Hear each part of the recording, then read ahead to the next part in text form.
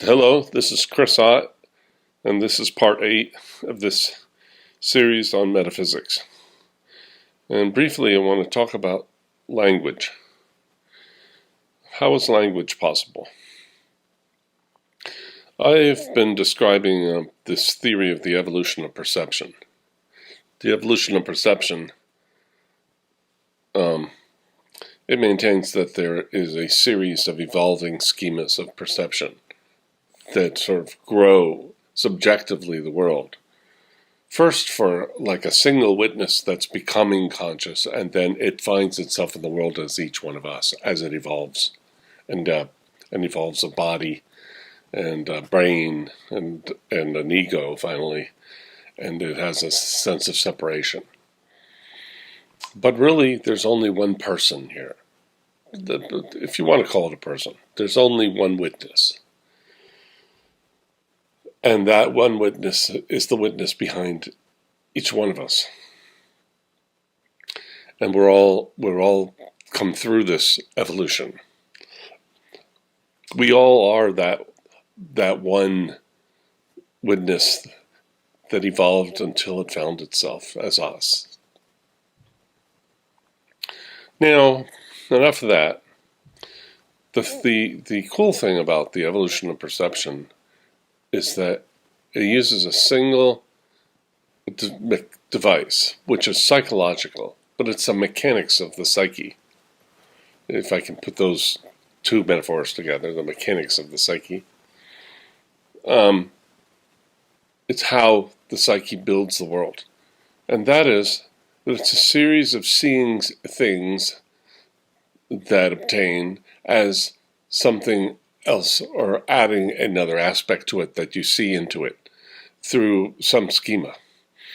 A schema is a way of organizing. So a perceptual schema is a way of organizing the experience that one is perceiving. Now, I've described how we get up through a series of schemas of first time, space, and then natural laws, geometry, mathematics. We finally find ourselves in this sort of mathematical world, kind of like the Matrix. And then in that mathematical world, we evolve these bodies, brains, nervous systems, sense organs, and then these allow us to perceive the mathematical objects as in terms of sensible qualities like color, sound, smell, taste, and that's where you get the physical world. Now, even a little animal in the woods has that experience, so that's not a big deal. It just has. I mean, a squirrel has color, sound, smell, taste, and touch. It has all those through its nervous system. So this one witness experiences itself as each one of these bodies, and then that creates it. They form its sort of bracket out its individuality, and so they just subjectively experience the world.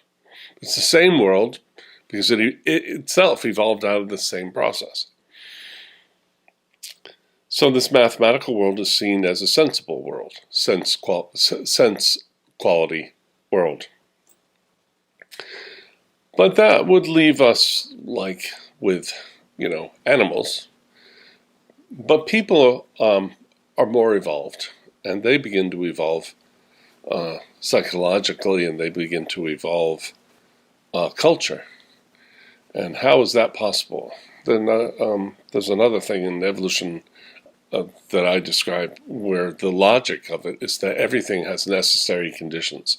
So the first things that have to come along are the necessary conditions for the next thing. So in order to have culture, you have to have language. But in order to have language, you need a certain schema. So that's in both of my books, but I just thought I'd mention it. The subject of how it's possible, how people learn language has been a kind of a conundrum for a long time in philosophy. And Wittgenstein, the 20th century German philosopher, he talked about this a lot. And he begins his book, Philosophical Investigations, with quoting St. Augustine, who described a traditional view that you learn language when you're a child. You watch the grown-ups and they kind of make gestures and expressions and they move their body like this, or they're repulsed by different objects and they give sounds, and then gradually you associate the sounds with these objects and these emotions, and then you see that there's things you want and you know how to describe what you want, etc. So it's kind of like a pantomime, or this would be the same thing as a mother pointing to objects, giving the name for the baby. Like, this is a bunny, this is a potato, that's daddy, and all this pointing.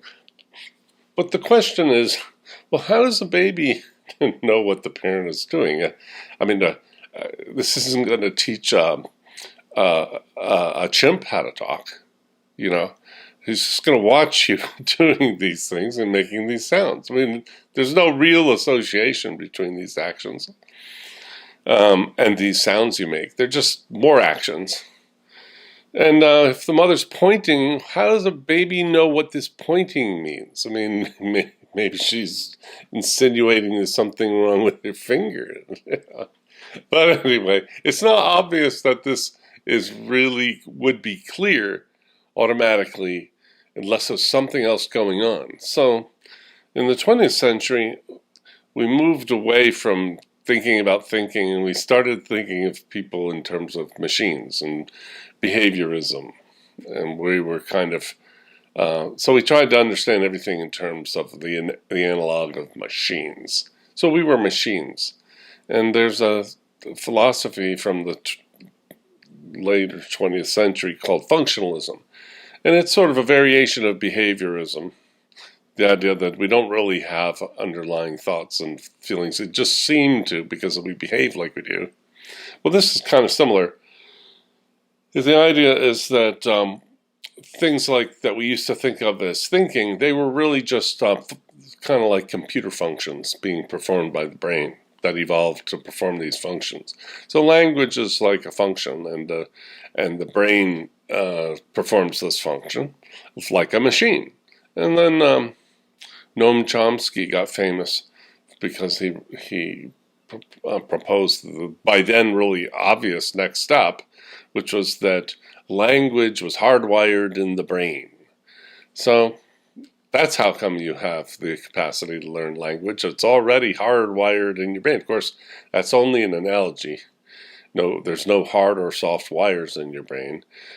Nobody can reverse engineer the brain, find out how it works, except in the most simple tasks. But that's a whole subject in itself. The idea that we can determine what firing in the brain is connected to what was an assumption that's never proved to be true. But this kind of thinking that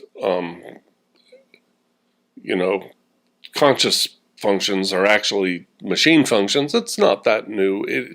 Descartes had this idea in the 1600s, and he literally thought that there was like a little machine part in your brain, and it kind of worked by pulleys and old sort of 17th century kinds of machines with little gears and stuff up there in your head and in your body. And you can look up the pictures of that. Then that's how he solved the mind-body problem, the connection between what appeared to be thought reacting to some experience and some action. So it was a mechanical one. Well, this is similar. But this doesn't really solve anything because we don't get much from this saying that something's hardwired in the brain. It's really easy to say, but it doesn't really tell us a whole lot. It kind of avoids the problem because it's what we want to know is how is it that we learn language, and we can learn a whole other language, and we can learn a language that's not even a language. We could make up a language that didn't use sounds. We could have one that used smoke signals. So there's something much more general going on. If it was hardwired, it'd be quite specific. So let's just call the problem unsolved, and let me show how the evolution of perception solves it, which is very, very simple. It's just another one of these seeing this as that. Seeing something in a new way. It's adverbial. It's how you look upon things. That's what makes language possible. And language is made possible by seeing some objects as signs and some objects as their referents. Okay, so I could look at I could have the sound Kathy, and I hear that, and then I see it as a sign or a representation of Kathy. So Kathy, the person, she's the referent, and the sound Kathy is the sign for her. So there's no real such connection. One is just a sound, one is just a person. There's no real connection between the sound Kathy and Kathy. But I am born with a schema, a new schema, where I had all those sensible quality schemas to see this mathematical state as red and hear this one as, this pitch of sound. That just gave me a physical world, but I couldn't have language, so therefore I couldn't have culture. So I now do when I have this ability to have reference. This refers to that. And this applies even to money. This explains money. So people don't know what is money. They go, is money energy? Is money this? Is money that? Money is seeing a thing as a sign for something else. It stands in. But you have to see it that way. But you wouldn't be able to be taught to see it that way. You wouldn't be able to see a dollar bill as standing for 100 pennies, which are copper pennies, if you were an animal. You could show him dollars all day long and pennies all day long and count them out, but he'll never see that this represents this. He has to have the idea of representation. And unless he has the intuition of a representation, to use Kant's language of intuitions, you're never going to be able to teach it. You have to be born with it. And babies are born with the schema, the perceptual schema of reference. They're literally looking for things to be described to it. It's by the time it's 1 year old. Of this is the sign, this is the referent. The mother doesn't. It's not the pointing to things by the mother that makes it see the connection. You can point all day long. You're not. What's the connection? Because there is no connection. See, there is actually no connection between 100 pennies and a paper dollar. One's just a piece of paper, and one's just 100 little pieces of copper. They don't have any physical relation. It has to be read into it. And how can you read it into it unless you have this schema? So that explains language. Now, language is more complicated than just a reference. It's been pointed out in the 20th century. There's also meaning. So you have reference and meaning. And meaning is more complex. I can have a reference. I can have sounds or signs, even sign language or smoke signals or anything, or letters, that add up into words. And then those words represent things. And I can have a whole bunch of nouns.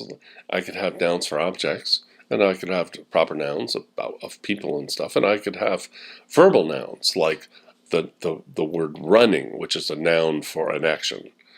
And so I could say, John is running, and that would be very clear. Do the sign for John, the sign for running, or tell John to run, or something like this. But what if I wanted to talk about the value of running? Have a conversation about the value. Well, what's the referent to the word value? The word value is a more complex abstraction. And so I have to develop the ability to define the word. And I defined it in terms of several words and concepts, and so we have sort of another layer. We have, it's kind of like another layer of reference on top of reference, where no longer do you simply have simple signs representing simple things. You have many signs that form into whole concepts. It's the meaning of those concepts. And a lot of times also we get abstractions by taking a word that's a simple word for a sign for some class of object, and then we, by extension, apply it to something more abstract. So, for instance, I have a word stream, and the stream refers to streams that I pass in the forest. And streams are little bodies of water, and the water is always going by, and there's always new, fresh water. And then I noticed one day that my thoughts are kind of like that, kind of analogous to that. I'm constantly perceiving new thoughts, and I notice others when they're talking in the village, they have thoughts that follow, just keep following one after the other. And so I take that word stream and I apply it by extension to the idea of a stream of thoughts. And so we get an abstract word that way, and it has a more abstract meaning. But it's from the extension from the simpler. So it gets more complicated as you get meaning. And then once you have reference and meaning, you have language. Now I would say that animals that get taught, like chimpanzees, how to read magnets, as words, they're just doing reference. They're not really doing meaning. You can't really talk to them about, freedom or, democracy. But you could tell them, does Coco want a cookie? And he'll let you know, yeah. And then, once you have that language, you can create money, because money is a form of language, and you can create writing, because writing is based on the same principle applied to signs for sounds, which make up words. And so you can't really have writing until you first have reference and simple language, because it's the same principle. You're just applying it to these little squiggles, or pictures originally. And then anyway, then you can have culture. And wherever you have culture, you have language. And actually, it's interesting, talking about necessary conditions for things. Some peoples and cultures and races have been called stupid because they never invented the wheel. But it really doesn't have anything to do with the race or the genes. It has to do with the necessary preconditions for inventing the wheel. And let me just name two cultures that are totally racially not related that never invented the wheel. The North American Indians, actually I don't even think the South American Indians ever invented the wheel. And nor did the people of Africa. Or I think of the Aboriginals of Australia.